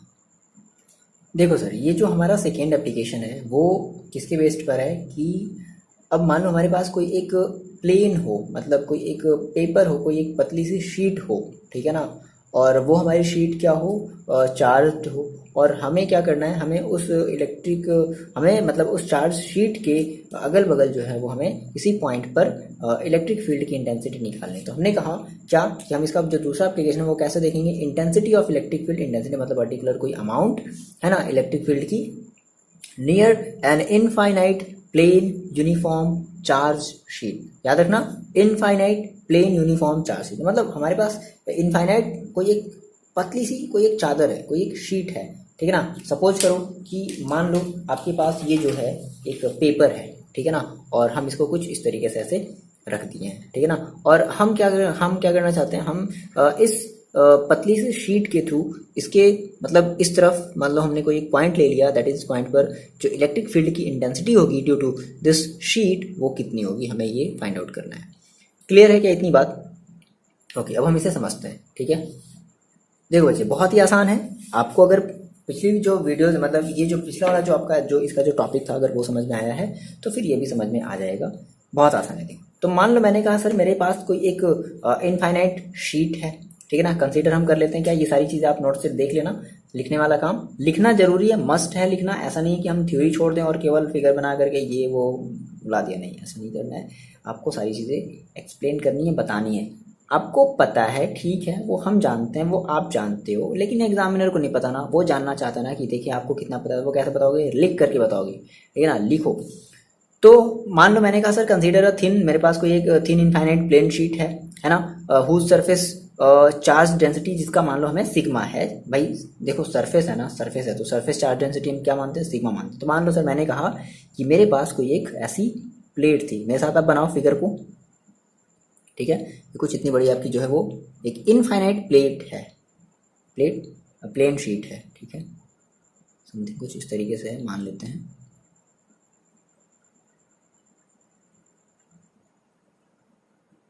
ठीक है, ये बहुत ही बड़ी बहुत ही लंबी चौड़ी है, ये इनफाइनाइट शीट है। और ये जो है वो इसके ऊपर पूरा का पूरा कैसा है? पॉजिटिव चार्ज जो है वो डिस्ट्रीब्यूटेड है, यूनिफॉर्मली पॉजिटिव चार्ज जो है वो डिस्ट्रीब्यूटेड, हर जगह सेम अमाउंट, हर जगह सेम अमाउंट, ठीक है। और हमें क्या करना है, हमें इस मान लो कि हमने कहा कि मेरे पास एक पॉइंट है यहाँ पर, है ना, इस शीट से समथिंग आर डिस्टेंस पर, मान लो कि यहाँ पर इस शीट का कहीं सेंटर होगा, दैट इज सेंटर होगा, सेंटर नहीं होगा, दैट इज सेंटर होगा, है ना। और इस सेंटर से आर डिस्टेंस पर हमारे पास क्या है? कोई एक पॉइंट है, पी पॉइंट है, ठीक है, क्लियर है, पी पॉइंट है। और इस पी पॉइंट पर हमें क्या करना है? हमें इलेक्ट्रिक फील्ड की इंटेंसिटी जो है वो निकालनी है। चलो अब मुझे ये बात बताओ कि अगर मान लो यहाँ पर अगर एक पॉइंट अगर हम मान लो पी ले लेते हैं, तो इस positive charge sheet positive charge के थ्रू इस पॉइंट पी पर जो इलेक्ट्रिक फील्ड की जो डायरेक्शन होगी, बताओ आप किधर की डायरेक्शन में होगी? वो कुछ ऐसे होगी क्या? बोलो, ये बात तो क्लियर है ना, कुछ ऐसे होगी इलेक्ट्रिक। और मान लो कि जस्ट अगर हम एक पी डैश भी ले लेते हैं, वैसे लेना नहीं है आपको, बट अगर ले लो आप अपनी कन्फ्यूजन के लिए अगर चाहो। अपने कहा सर मान लो मेरे पास अगर एक इधर हो तो कोई बात नहीं, तो इधर की डायरेक्शन में क्या होगी? एक क्या होगी? इलेक्ट्रिक जो फील्ड होगी वो इधर की डायरेक्शन में होगी, है ना। हमने कहा कि यहाँ पे मेरे पास मान लो पी डैश है, कौन सा डैश है? पी डैश है। इधर अगर पी पॉइंट है तो हम इधर क्या लेते हैं? इधर हम पी डैश को ले लेते हैं। अच्छा, तो मैंने कहा सर ये जो पॉइंट है, अब इस पॉइंट को हमें क्या करना पड़ेगा? एक हाइपोथेटिकल सरफेस के अंडर में क्लोज करना पड़ेगा। और उस हाइपोथेटिकल सरफेस को हम क्या कहते थे? गॉसियन सरफेस कहते थे। तो हमने कहा सर हम इस पॉइंट को इनक्लोज करते हैं किसी हाइपोथेटिकल सरफेस के अंडर में। तो मैंने कहा कि हम कुछ इस तरीके से बना लेते हैं, ठीक है। ये हमारी एक गॉसियन सरफेस होगी, ठीक है ना। और हमने क्या कर लिया? हमने इसे कुछ यूं इस तरीके से हमने क्लोज इसे कर लिया, ठीक है। सेम यही कंडीशन यहाँ पर भी होगी, ठीक है। सही से बनाना आप। हम इसको क्या कर रहे हैं? हम इस पॉइंट को क्लोज करें ना, क्योंकि भाई हमें देखो गॉस थ्योरम अप्लाई करना है। तो गॉस थ्योरम अप्लाई करने के लिए हमें क्या करना पड़ेगा? हमें इस पॉइंट को क्लोज करना पड़ेगा। अब देखो जैसे ही आपने ऐसा किया तो अब आपका ये जो शेप है ये कैसे शेप में बन गया? ये आपका एक सिलेंड्रिकल शेप बन गया। अब अगर सिलेंड्रिकल शेप है तो इसके सेम वही 3 सरफेस होंगे, सेम वही कहानी, फिर से सेम वही कहानी। देखो शॉर्ट में समझ लो, सेम वही कहानी। मैंने कहा सर अगर ये 3 सरफेस बने, है ना, मान लो कि एक सरफेस हम मान लेते हैं ये, दैट इज मान लो आपका ये जो फर्स्ट है ये आपका first surface that is S1 है, ठीक है। और ये जो आपका है ये आपका सेकेंड सरफेस है दैट इज S2 है। और ये जो कर्व सरफेस है मैंने इसको मान लिया कि आपका एक थर्ड सरफेस है दैट इज S3 है, ठीक है। क्या मान लिया जाए? ये आपका पूरा का पूरा ये S3 ये आपका कर्व सरफेस है। तो 3 सरफेस आपको हैं, आपको मिले हैं, है ना। आप वही सारी स्टोरी लिखोगे कि वी हैव मतलब मेरे पास कोई एक थिन इनफाइनाइट प्लेन शीट था और उसकी जो सरफेस चार्ज डेंसिटी थी दैट इज वो सिग्मा। इसकी यूनिट क्या होती है? सिग्मा की यूनिट क्या होती है? कूलाम पर मीटर स्क्वायर। भाई आप कहते हैं ना सिग्मा, बच्चे भूल गए आप। देखो सिग्मा इज इक्वल टू क्या कहते हो? सिग्मा इज इक्वल टू कहते हैं ना Q अपॉन A, है ना, दैट इज कूलाम पर मीटर स्क्वायर। तो मैंने कहा कि इसकी कोई सरफेस मतलब सरफेस चार्ज डेंसिटी इसकी क्या थी? सिग्मा थी। और हमें यहाँ से R डिस्टेंस पर आर डिस्टेंस पर हमें क्या करना था, हमें इलेक्ट्रिक फील्ड की इंटेंसिटी हमें निकालनी थी। ओके, तो हम सेम सारी कहानी वही बताएंगे, फिर से कहानी बताएंगे क्या कि भाई ई जो हमारा होगा वो क्या होगा, रेडियली आउटवर्ड्स होगा, ठीक है ना। शीट के ऐसे नॉर्मली जाएगी ना वो, जैसे मान लो आपने ये अगर एक शीट आपने रखा है, कुछ इस तरीके से आपने ऐसे एक शीट रखा है ना, तो जो इलेक्ट्रिक फील्ड होगी वो कुछ यूं ऐसे जाएगी, कुछ ऐसे जाएगी, क्लियर है क्या, बोलो, कुछ ऐसे जाएगी, दिख रहा है ना, बहुत पतली सी ये शीट है, मतलब आपको इसकी थिकनेस कुछ नहीं है, बस जो भी है वो विड्थ है, कुछ ऐसे जाएगी। तो वही सारी बातें हम बताएंगे क्या कि हमारी जो इलेक्ट्रिक फील्ड होगी वो इस शीट के नॉर्मली होगी, है ना, और कुछ ये हमारी इस डायरेक्शन में होगी, अपोजिट डायरेक्शन, मतलब एक इधर की तरफ, इस पॉइंट पर इधर की तरफ, और इस पॉइंट पर इस साइड, इस डायरेक्शन पर, ठीक है। फिर वही काम हम फिर से लिखेंगे क्या कि हमने क्या किया, हमने एक सिलेंड्रिकल गॉसियन सरफेस हमने चूज किया है जिसका क्रॉस सेक्शनल एरिया मान लेते हैं ए है। अब यहाँ पे हम एक बात लिख लेते हैं, क्या हमने कहा सर कि वी हैव टू चूज, ये बात आपको मस्ट है कि लिखना ही होगा, वी हैव, आप नोट डाउनलोड कर लो, वी हैव टू चूज, ठीक है, क्या, सिलेंड्रिकल सरफेस, है ना, सिलेंड्रिकल गॉसियन सरफेस, ठीक है ना, of cross sectional area A, of cross sectional area A, और उसका एरिया कितना है, ए है, ठीक है, कैपिटल ए मान लेते हैं। मैंने आपसे कहा था पिछले वाले क्वेश्चन में, प्रूविंग में, कि आप चाहे ए मानो, इसमें कुछ मानो, हम यहाँ पर ए मान लेते हैं, ठीक है ना। देखो, तो अगर ये ए है तो आप मेरे को ये बताओ कि यहाँ से लेकर के यहाँ तक की जो डिस्टेंस होगी, भाई देखो मैंने कहा कि ये सेम डिस्टेंस पर है, यहाँ से यहाँ तक की आर है, यहाँ से यहाँ तक की आर है, तो यहाँ से लेकर के यहाँ तक की कितनी हो जाएगी बताओ, 2r होगी, बोलो, है ना। तो हमने कहा कि ये देखो अभी जरूरत पड़ेगी, हमने कहा length between P and P dash क्या हो जाएगा, 2r होगा, ठीक है। अच्छा, अब जो आपका ये जो S3 है, दैट इज जो सरफेस जो 3 है ना, जो कर्व आपका जो सरफेस है वो कैसे है, वो हम ये कह सकते हैं क्या कि इसका जो वेक्टर होगा, मतलब इसका जो एरिया वेक्टर होगा, दैट इज, मान लो हमने कहा कि मेरे पास, हम यहाँ पे इसका एक स्मॉल सा एलिमेंटल एरिया ले लेते हैं, स्मॉल एलिमेंटल एरिया, हमेशा ध्यान रखना, पहले हम पहले बात करते हैं स्मॉल एलिमेंटल एरिया की बात करते हैं, देन हम टोटल एरिया की बात करते हैं, हमेशा ये बात ध्यान रखना बच्चे, ठीक है ना। तो अगर हमने इसका एक स्मॉल एलिमेंटल हमने अगर एरिया ले लिया तो इसकी जो वेक्टर होगी, है ना, अब वो कुछ ऐसे होगी, दैट इज ये आपका होगा DA, ठीक है, बहुत ही छोटा सा हमने एक एरिया ले लिया, दैट इज DA, ठीक है। अच्छा, तो हम ये कह सकते हैं क्या कि हमारी जो कर्व्ड सरफेस जो हमारी जो S3 है वो कैसी है, वो DA के, मतलब DA जो है वो परपेंडिकुलर है कैसे, E के, देख लो, चेक कर लो भाई, E जा रही है ऐसे, A जा रहा है ऐसे, तो कैसे हो गया, दोनों परपेंडिकुलर होगा।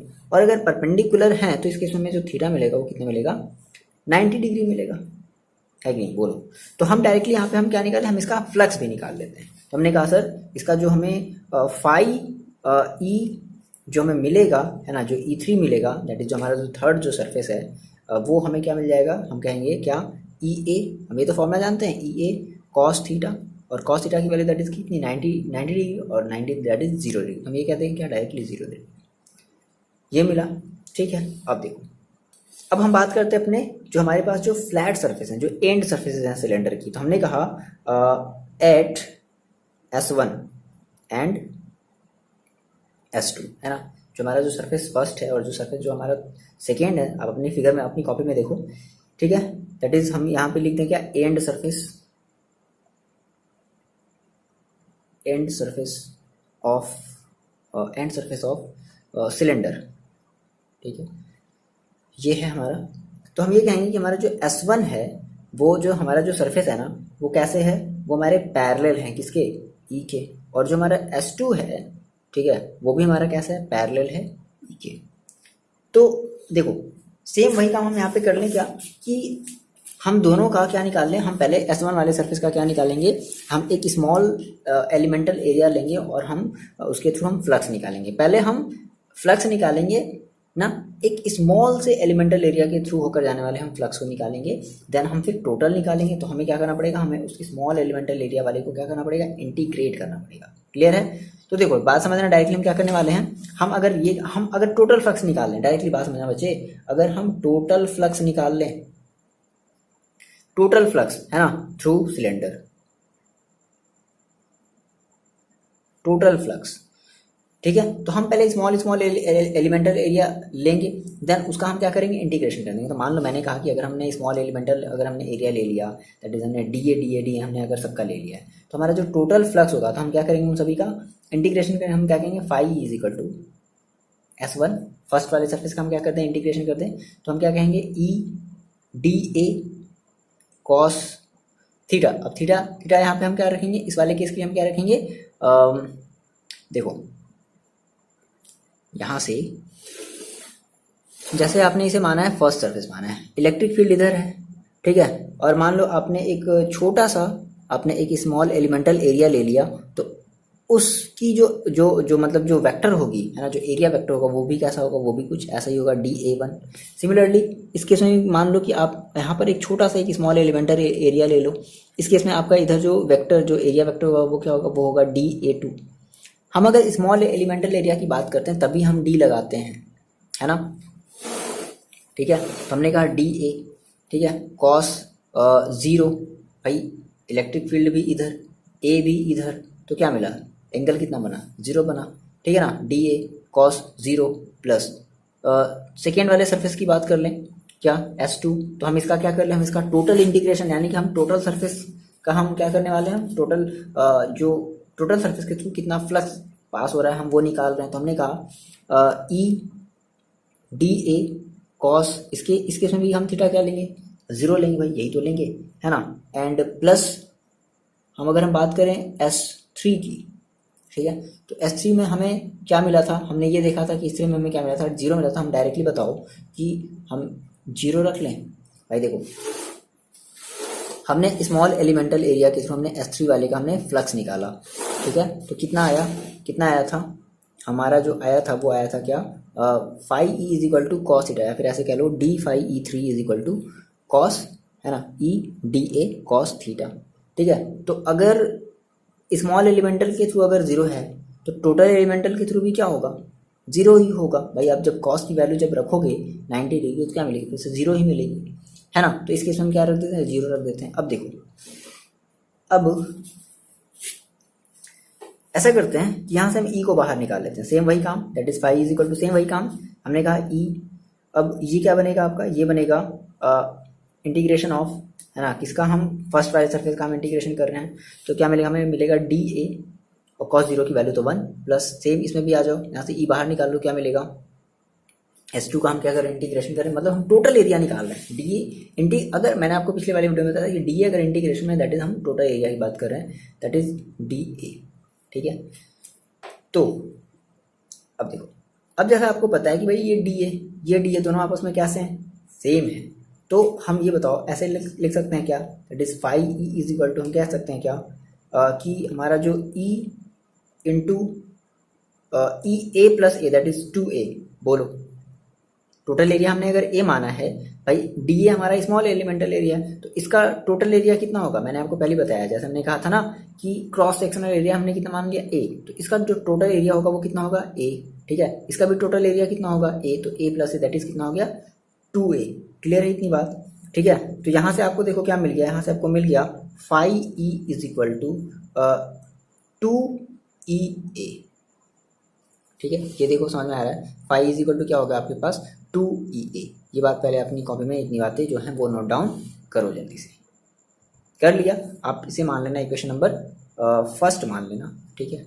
अब देखो, अब सेम आप वही क्या करो, गॉस थ्योरम अप्लाई करो, आप जानते हो, वी नो दैट क्या, phi E is equal to क्या होता है, Q अपॉन एप्सिलॉन 0, ये होता है, ये आपका इक्वेशन नंबर है सेकेंड। क्या कर दो, इक्वेशन फर्स्ट और सेकेंड को आपस में इक्वल, तो भाई हमें गॉस थ्योरम यूज करना है ना, तो हमने एक ये फाई निकाला और हम फाई ई जानते हैं अकॉर्डिंग टू गॉस थ्योरम, दोनों को इक्वल रखो। चलो इतनी बातें पहले नोट डाउन कर लो।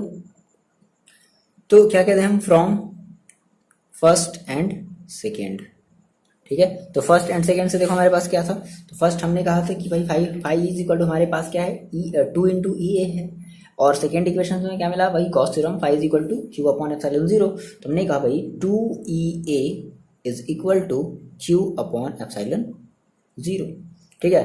तो अब यहाँ से ऐसा करते हैं, हम ई को यहीं पर छोड़ देते हैं और ये हमारा हो जाएगा Q upon 2 epsilon zero into A. अब मेरे को ये बात बताओ, जैसे आपने माना है, आपने एक चीज माना था क्या, सिग्मा, आपने कहा था ना कि sigma that is surface charge density. तो सिग्मा इज इक्वल टू क्या होता है, सिग्मा इज इक्वल टू होता है क्यू अपॉन ए। सो यहाँ से क्यू इज इक्वल टू क्या हो जाएगा, सिग्मा इंटू ए। हम रख देते हैं इस क्यू की वैल्यू को इस वाले इक्वेशन में हम रख देते हैं, तो कितना हो जाएगा, E is equal to sigma A upon 2 epsilon zero into A. इससे कैंसिल आउट हो गया, तो ई की वैल्यू आपको क्या मिल गई, ई इज इक्वल टू आपको मिल गया सिग्मा अपॉन 2 एप्सिलॉन जीरो, ठीक है। ये आपका हो जाएगा फॉर्मूला इसके लिए, electric field near an infinite plane uniform charge sheet. Clear है ये बात, बहुत आसान है, ठीक है। इसको आपको या तो ये पूछ देता है एग्जाम में, या फिर इससे रिलेटेड एक न्यूमेरिकल्स पूछ देता है, हम वो भी देखेंगे फर्दर इसी वीडियो में, ठीक है ना। वीडियो थोड़ा लंबा है बट ये लास्ट वीडियो है, आपको ये इस चैप्टर का जो है वो लास्ट वीडियो है ना, इस चैप्टर के बाद, इस वीडियो के बाद ये आपका चैप्टर एकदम पूरी तरीके से फिनिश, और आप कमेंट करके बताओगे कि आपको ये चैप्टर कैसा लगा है, ठीक है। हम इसके बाद फिर नेक्स्ट स्टार्ट करेंगे सेकेंड चैप्टर को। चलो सर, फिलहाल इसको खत्म करते हैं जल्दी से। तो ये बातें आपको समझ में आ गई, इतनी बातें आप जल्दी से नोट डाउन कर लो, कर लिया।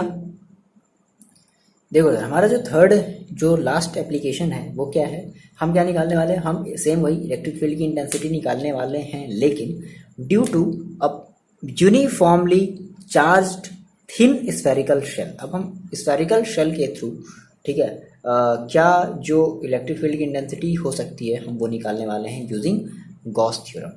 क्लियर है। तो सबसे पहले हमें क्या करना पड़ेगा, सबसे पहले तो हमें एक थिन सिलेंडर कंसीडर करना पड़ेगा, है ना। तो अब ये सारी बातें लिखोगे, क्या लिख लो, क्या कि consider a thin spherical shell of radius R. याद रखना दो बातें हैं, एक आपको एक देखो इस टॉपिक में आपको दो बातें ध्यान रखनी है, मोस्ट इंपॉर्टेंट दो बातें। एक आपको ध्यान रखना है आर, और एक आपको ध्यान रखना है स्मॉल आर।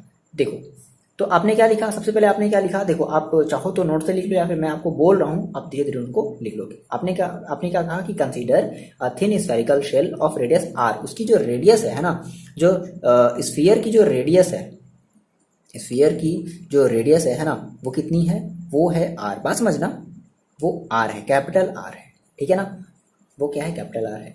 और फिर हमने मान लिया, हम लेट कर लेते हैं क्या, लेट कि plus Q charge is distributed uniformly on the surface of sphere. क्या लिख लो, plus Q charge is distributed uniformly on the surface of sphere, कि भाई उस सरफेस उस स्फीयर पर प्लस क्यू चार्ज जो है वो पूरी तरीके से क्या है, डिस्ट्रीब्यूटेड है पूरे के पूरे स्फीयर पर।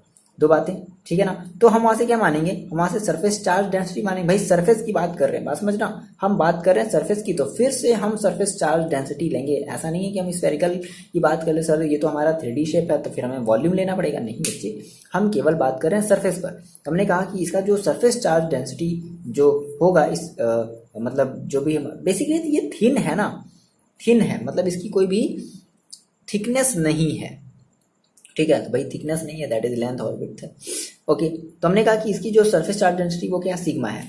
अब देखो, अब इसकी तीन कंडीशन है, इतनी बातें आपने लिख ली, ठीक है। अब इसकी तीन कंडीशन, बहुत आसान है, इसकी तीन कंडीशन है। पहली कंडीशन हम देखने वाले हैं क्या, हमने कहा कि फील्ड आउटसाइड, ठीक है, आउटसाइड द शेल, ठीक है ना,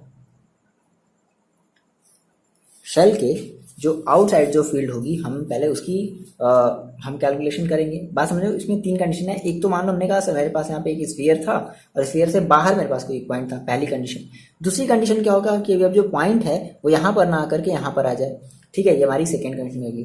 थर्ड कंडीशन क्या होगी, ये जो पॉइंट जो है वो अब यहाँ पर ना आकर के ये इसके कहीं अंदर आ जाए, तो ये हमारी थर्ड कंडीशन हो जाएगी। क्लियर है। तो हम ये तीन कंडीशन देखने वाले।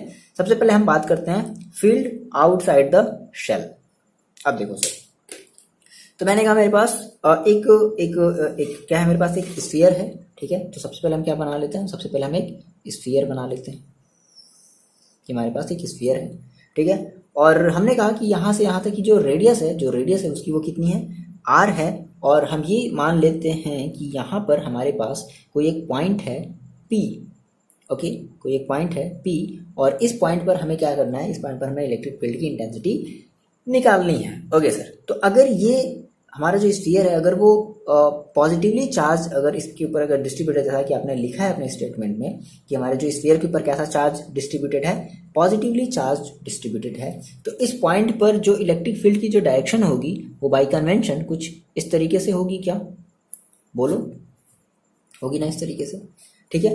अब आपने कहा सर कि ये हमारा जो चार्ज है, ये जो पॉइंट है, वो तो हमारे इस क्लोज सरफेस के अंडर में है ही नहीं, तो कोई बात नहीं, हमें लगाना है गॉस थ्योरम, ठीक है। तो गॉस थ्योरम हमने बताया था आपको कि गॉस थ्योरम हम कब लगाते हैं, जब हमारा जो पॉइंट है वो किसी एक हाइपोथेटिकल सरफेस के हम उसको क्या करते रहे, अंदर करते। तो हमने क्या किया, हमने यहाँ से एक हाइपोथेटिकल हमने एक सरफेस बना लिया इस पॉइंट को कंसिडर करते हुए, ये ठीक है ना। तो ये हमारा जो सरफेस है, ये हमारा गॉसियन सरफेस, आप चाहो तो इसको ऐसे लिख सकते हो, गॉसियन सरफेस, ठीक है।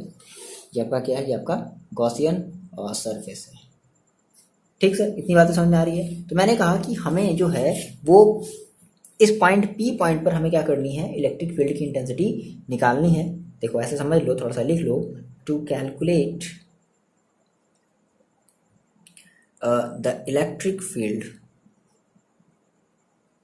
ठीक है, at point P, है ना, पॉइंट P।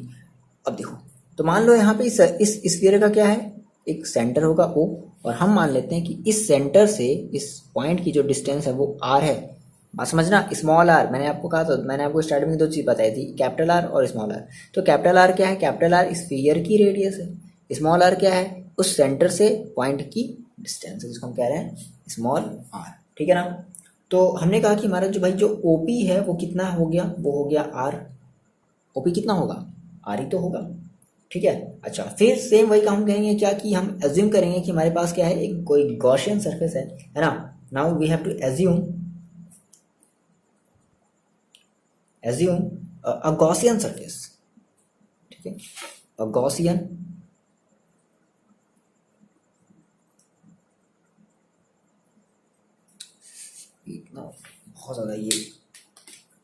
बहुत ज़्यादा ये मोटा चल रहा है रेड वाला। देखो हम क्या करते हैं, एज्यूम अ गॉसियन सरफेस, ओके, अ गॉसियन सरफेस क्या कर रहे हैं, है ना, एट एवरी पॉइंट एंड, ठीक है ना, मतलब इस पॉइंट के चारों तरफ हमारे क्या है, एक Gaussian surface at every point around P, ठीक है। और हमारा जो E होगा वो क्या होगा, इज डायरेक्टेड आउटवर्ड, होगा ना, कुछ ऐसा ही तो होगा। अब देखो, तो हमने कहा सर हम यहाँ पर क्या ले ले, एक स्मॉल सा, एक बहुत ही छोटा सा हम क्या कर ले, एक एरिया ले ले, एक छोटा सा क्या कर ले, एरिया ले ले, और उस एरिया का हम नाम क्या देंगे, DA, है ना। तो अब इस DA की जो डायरेक्शन होगी वो भी कुछ ऐसे ही होगी, बोलो, जो एरिया वेक्टर होगा वो भी कुछ ऐसे ही जाएगा। तो हमने कहा कि एट पॉइंट, ये समझ लो, आपको दोनों तीनों चीजें समझ में आ जाएंगी। एट पॉइंट, है ना, P टेक स्मॉल, बहुत ही छोटा स्मॉल एलिमेंटल एरिया DA, बहुत ही छोटा, D का मतलब है ये क्या, बहुत ही छोटा, है ना, DA, ठीक है। तो अब हम ये देख रहे हैं कि सिंस हमारा जो DA है ना, एंड जो हमारा E है, DA जो और जो E है वो कैसे हैं, वो आर इन सेम डायरेक्शन। तो भाई अगर दोनों सेम डायरेक्शन में हैं तो आप थीटा इज इक्वल टू क्या लोगे, 0 डिग्री लोगे ना। तो हम क्या निकाल लें, सो इलेक्ट्रिक फ्लक्स निकाल लेते हैं, है ना, इलेक्ट्रिक फ्लक्स, ये ध्यान समझ लो, इलेक्ट्रिक फ्लक्स किसके थ्रू? इलेक्ट्रिक फ्लक्स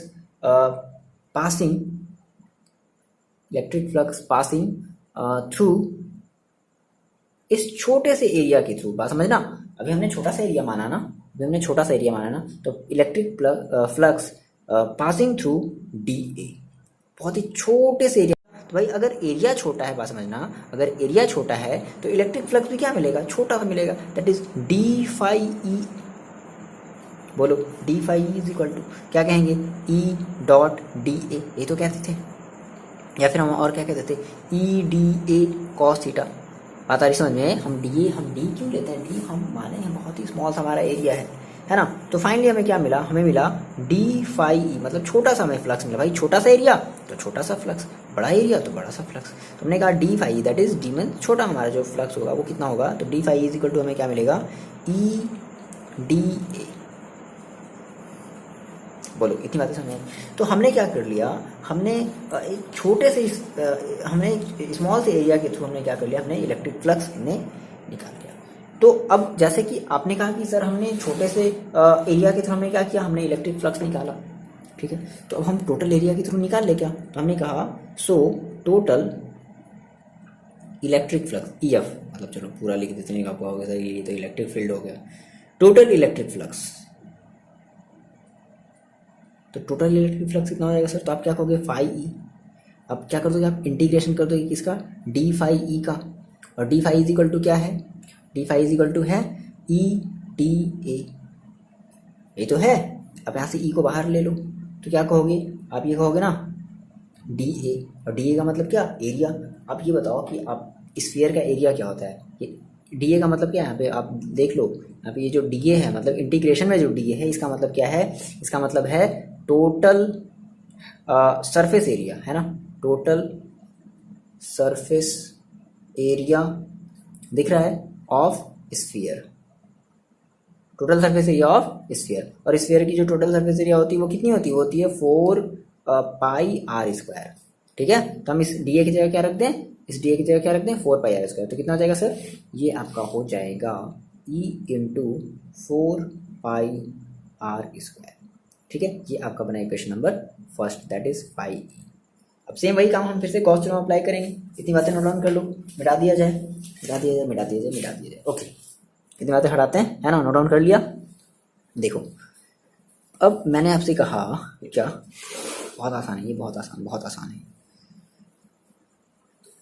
देखो, आपने निकाल लिया क्या? आपने निकाला है first of all phi is equal to, आपने निकाला E into 4 pi R square, जो कि आपने माना इक्वेशन नंबर फर्स्ट। एंड आप जानते हो क्या हो? According to Gauss theorem phi is equal to, आप क्या जानते हो? आप जानते हो क्यू अपॉन एप्सिलॉन जीरो। ये आपका इक्वेशन नंबर सेकेंड है। फ्रॉम फर्स्ट एंड सेकेंड दोनों की वैल्यू आपस में, तो ये दोनों भी आपस में कैसे हो जाएंगे? इक्वल हो जाएंगे। That is E into 4 pi R square is equal to Q upon epsilon zero. So E is equal to कितना हो जाएगा? क्यू अपॉन 4, देखो 4 pi epsilon zero into R square. बोलो इतनी बात समझ आ रही है क्या? क्या आपका बन गया, मान लो इक्वेशन नंबर थर्ड बन गया, ठीक है। अब जैसा कि आपको पता है, आपने माना है कि जो सरफेस चार्ज डेंसिटी वो कितनी है? सिग्मा है। तो as we know sigma is equal to क्या होता है? क्यू अपॉन ए होता है। सो यहाँ से क्यू की वैल्यू निकाल लो, तो क्यू इज इक्वल टू क्या हो जाएगा? सिग्मा ए हो जाएगा। अब हम इस क्या करने वाले हैं? इस क्यू की वैल्यू को इसमें रखने वाले हैं, इस वाले इक्वेशन थर्ड में रखने वाले हैं। सो ई इज इक्वल टू हमें क्या मिल जाएगा?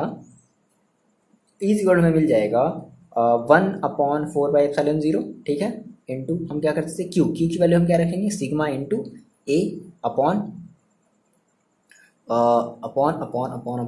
आर स्क्वायर, है ना। क्या कर दिया जाए? Upon R square. Okay R square. अच्छा, अब यहाँ पे एक कंफ्यूजन क्रिएट होगा। क्या? आप समझो, आपने कहा सर आप कुछ बच्चे कहेंगे कि सर आप ये वाला जो है आर मत रखो, आप ये वाला आर रखो। बोलो कौन सा आर रखा जाए? स्मॉल आर रखा जाए या कैपिटल आर स्क्वायर रखा जाए?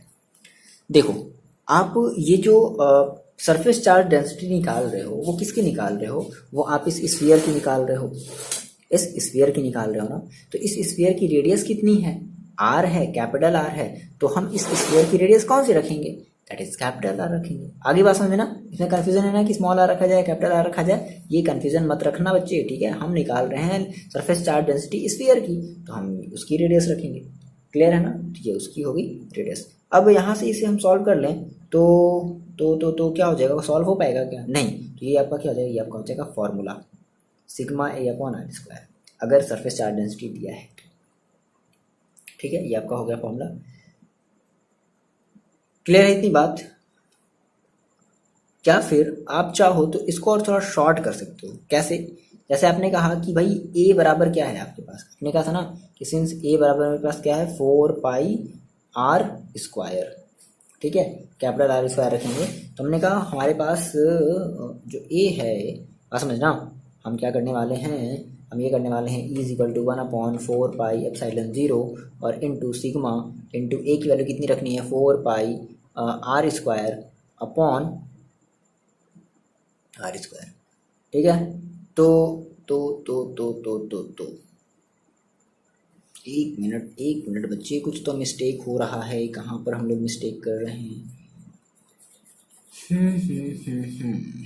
ओके, यहाँ पे देखो मिस्टेक हुआ है, देखो पास में भाई, यहाँ पर मेरे पास पहले से आर है ना, ये तो हम ऑलरेडी स्मॉल आर लेकर के चल रहे हैं, दैट इज यहाँ पर बात समझना बच्चे, यहाँ पर गलती भी थोड़ी सी, ध्यान देना,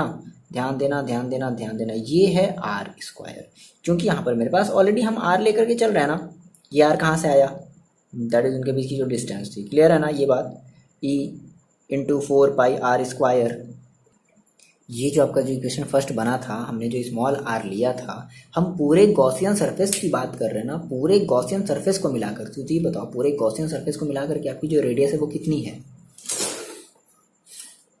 आर, क्या स्मॉल आर है ना, तो हम ये पूरे गॉसियन सरफेस की बात करते हैं, हमने कहा था टोटल सरफेस एरिया है ना, total surface area of the sphere that is 4 pi R square.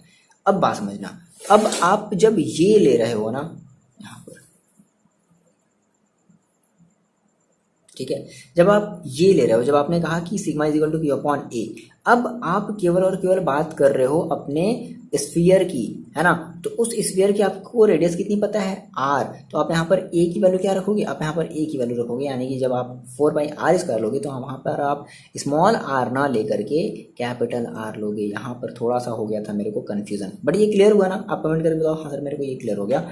अब देखो, ठीक है, तो ए की जगह हम इस वाले ए की जगह क्या रखेंगे, 4 पाई आर स्क्वायर रखेंगे, तो 4 पाई आर स्क्वायर, और हमारे अपॉन में पहले से क्या है आर है, देखो ये 4 पाई से ये 4 पाई कैंसिल आउट हो गया, तो क्या बचा आपके पास, फाइनली आपके पास ये बच गया क्या, E is equal to sigma R square upon epsilon 0 और आर स्क्वायर, ये आपका हो गया फाइनल सा फॉर्मूला, है ना। आप यहाँ से ये बता सकते हो कि जो ई होगी वो इन्वर्सली प्रोपोर्शनल होगी किसके, आर स्क्वायर के, बहुत तेजी से क्या होगी, ई की वैल्यू डिक्रीज होगी अगर हम आर की वैल्यू को इंक्रीज करेंगे तो, क्लियर है इतनी बात।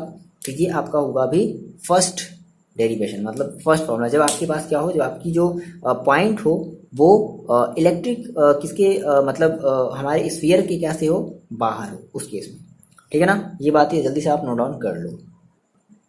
देखो बच्चे, अब जो सेकेंड कंडीशन है वो क्या हो सकती है, व्हेन हमारा जो पॉइंट पी होगा, है ना, व्हेन पॉइंट पी कहाँ लाइज कर रहा हो, लाइज ऑन द सरफेस, है ना, on the spherical surface, spherical shell, या मतलब पूरे के पूरे शेल पर ही हमारा क्या कर रहा हो, जब वो पी जो हो लाई कर रहा हो, मतलब समथिंग कुछ है ऐसे। देखो बहुत आसान है, बहुत आसान। देखो ये जब क्या है कि स्फेरिकल सरफेस अच्छे से बना लेना, ऐसा नहीं बनता है, कुछ और अच्छे से बना लेना, ठीक है, एकदम गोला सा बनाना, ठीक है। अब आपको पता है कि यहाँ से यहाँ तक की जो डिस्टेंस है वो कितनी है, कैपिटल आर है, और आपने कहा कि हमारे पास, देखो पहली कंडीशन आपके पास जो पॉइंट थी वो यहाँ पर थी, अब आप कह रहे हो कि नहीं पॉइंट यहाँ पर नहीं है, पॉइंट इसके सरफेस पर आ गई, दैट इज यहाँ पर आ गई ना, बात आ रही समझ में। तो भाई अगर सरफेस पर आ गई तो यहाँ से यहाँ तक की डिस्टेंस, अब मतलब हमने कहा था ना कि जब हमारे पॉइंट जब यहाँ पर होती थी तो यहाँ से यहाँ तक की डिस्टेंस हम क्या लेते थे, स्मॉल आर लेते थे, तो अब इस केस में हमारी यहाँ से यहाँ तक की डिस्टेंस कितनी हो जाएगी, स्मॉल ही आर हो जाएगी, है ना। भाई पॉइंट की डिस्टेंस को हमेशा किससे ले रहे हैं हम, स्मॉल आर से ले रहे हैं, शेल की जो रेडियस है वो कैसे ले रहे हैं हम, कैपिटल आर ले रहे हैं। तो बताओ, ये बताओ इस केस में हम क्या कहेंगे, हम ये कह सकते हैं क्या कि सो हमारा जो स्मॉल आर है वो किसके बराबर हो गया, कैपिटल आर के बराबर हो गया। और अभी आपको थोड़ी देर पहले एक ये फॉर्मूला मिला था क्या, ई इज इक्वल टू 1/4πε0 और क्यू अपॉन आर स्क्वायर। बोलो, ये फॉर्मूला मिला था भाई। अगर ऐसा है तो अब हम इस आर स्क्वायर की जगह क्या रख दें, ये वाला आर रख दें। सो ई इज इक्वल टू कितना हो जाएगा मेरे पास, ये हो जाएगा 1/4πε0 और क्यू अपॉन आर स्क्वायर। इतनी बातें बताओ, क्लियर है क्या? अगर मेरे पास R is equal to R, मतलब हमने क्या कर दिया, हमने अपने पॉइंट्स को अपने शेल के सरफेस पर ही रख दिया है। ठीक है, तो सेम वही काम हम फिर से अप्लाई करेंगे। हम फिर से क्यू का फंडा अप्लाई करेंगे। हम as we know that Q is equal to, फिर से हम वही जानते हैं क्या, सिग्मा इंटू ए, और ए की वैल्यू आप क्या रखोगे, ए की वैल्यू सेम वही काम आप रखोगे क्या, 4π, क्या रख दिया जाए, 4π, एक मिनट, ये फॉर्मूला में मिला था ये, है ना। अब ये क्या हो गया, कैसी गलती कर रहे हो सर आप। कोई बात नहीं, चलो देखो, वीडियो बड़ा जब होने लगेगा तो ऐसा ही होता है। कोई बात नहीं, क्लियर है। आप वीडियो को कई बार में देखो, 2-3 पार्ट में आप करके देखो। चलो, तो मैंने कहा कि क्या रख दिया जाए, 4π, है ना, 4π आर स्क्वायर, ये होता है हमारे पास फॉर्मूला, तो रख देते हैं। तो ई इज इक्वल टू कितना हो जाएगा, 1/4πε0 और क्यू की जगह कितना रखना है, sigma into 4π capital R square upon capital R square. R square से आर स्क्वायर कैंसिल, 4π से 4π कैंसिल, तो ई इज इक्वल टू कितना बच गया आपके पास, ई इज इक्वल टू बच गया सिग्मा अपॉन ε0। आगे बात समझे, यानी कि अगर आप अपने चार्ज को जस्ट सरफेस पर ही रख रहे हो ना, तो उस केस में आपको जो फॉर्मूला मिलेगा वो क्या मिलेगा, सिग्मा अपॉन ε0 मिलेगा। ठीक है, एक लास्ट कंडीशन और देख लेते हैं जल्दी से, इतनी बातें जल्दी से नोट डाउन कर लो। कर लिया, हटा दो इसे, बस लास्ट है, इसके बाद ये खत्म, चैप्टर फर्स्ट फिनिश। मजा आया पढ़ने में? नहीं, बस आपको रिवीजन करना चाहिए। अब ये मत कहना सर मज़ा नहीं आया, मज़ा आया है बट आपको रिवीजन करना पड़ेगा। क्लियर है ना, रिवीजन करना पड़ेगा। देखो थर्ड कंडीशन देख लेते हैं कि व्हेन, बहुत आसान है, थर्ड कंडीशन बहुत आसान है। व्हेन पॉइंट पी लाइज, कहाँ लाइज कर रहा है भाई, when point P lies inside, कहाँ लाइज कर रहा है, इनसाइड। ठीक है, inside the spherical shell, shell मतलब कोई गोला हो गया, ठीक है ना। स्फेरिकल शेल के अब क्या करें, अंदर लाइज कर रहा है, मतलब आपने ये कोई एक स्फीयर बनाया, ठीक है, इस स्फीयर का यहाँ पर क्या है, सेंटर है, दैट इज ओ है। अब आप कह रहे हो कि नहीं, अब हमारे पास जो पॉइंट है वो बाहर या सरफेस पर लाई ना करके अब मान लो यहाँ पर आ गया, हमारा जो पॉइंट पी है वो यहाँ पर आ गया, तो इनके बीच की डिस्टेंस हम क्या लेंगे, स्मॉल आर लेंगे, और ये पूरी की पूरी डिस्टेंस क्या है, कैपिटल आर है ना। तो सिमिलरली क्या करेंगे, हम इसको एक गॉसियन सरफेस के थ्रू क्या करेंगे इनको। अभी ये देखो सिंपल सी बात है यार, देखो मैंने आपको स्टार्टिंग में बताया था कि अगर कोई भी पॉइंट अगर आपके सरफेस के अंदर, अगर वो क्लोज सरफेस के अगर अंदर बन रहा है, मतलब इस, ये आपका एक क्लोज सरफेस है और इस क्लोज सरफेस के अंदर है, तो यहाँ पर जो चार्ज होगा वो कितना होगा, जीरो होगा। तो चार्ज अगर जीरो है तो फ्लक्स भी कितना होगा, जीरो होगा, और अगर फ्लक्स जीरो है तो तो ई भी कितना होगा, जीरो होगा, है ना। देखो तो मैंने कहा, अब देखो इस केस में हम क्या कह सकते हैं कि हमारी जो आर है, जो कैपिटल आर है वो बड़ी है स्मॉल आर से, ठीक है ना। अभी दोनों केस में हमारी या तो कैपिटल आर बड़ी होती थी या तो दोनों बराबर होती थी, बट इस केवल एक ऐसा ही केस है जिसमें हमारी जो आर है वो क्या हो गई, बड़ी हो गई कैपिटल स्मॉल आर से। तो हम ये कहेंगे कि भाई देखो सेम वही हम अप्लाई हम कहें क्या कि देखो डायरेक्टली कर रहे हैं, बात समझना कैसे। अच्छा एक मिनट डायरेक्टली कर दिया जाए, समझ में आपको आ जाएगा। देखो आप यहाँ से क्या निकालोगे, आप फाई ई निकालोगे, हाँ फाई निकालोगे, कैसे, सेम वही आप अप्लाई करोगे कैसे, देखो आप ये कहोगे ना ई और डी एस बोलो या डी ए समथिंग कुछ ऐसे, तो आप करोगे बोलो ये करोगे ना। फिर आप वही डी ए की आप वैल्यू रखोगे तो कितना आ जाएगा, ये आपका आ जाएगा ई इंटू 4π आर स्क्वायर, यही करोगे। और फिर आप ये जानते हो phi E is equal to, आप ये जानते हो क्या, क्यू अपॉन ε0, ये आपका इक्वेशन फर्स्ट है, मतलब सेम वही काम जो हम बता रहे थे आपको। तो आप ये कह दोगे क्या डायरेक्टली कि जो आपका E इंटू 4πr² है वो है किसके Q अपॉन एप्सिलॉन 0 के इक्वल है ना। बट एज वी नो, हम क्या जानते हैं, एज वी नो क्या जानते हैं कि इफ द नेट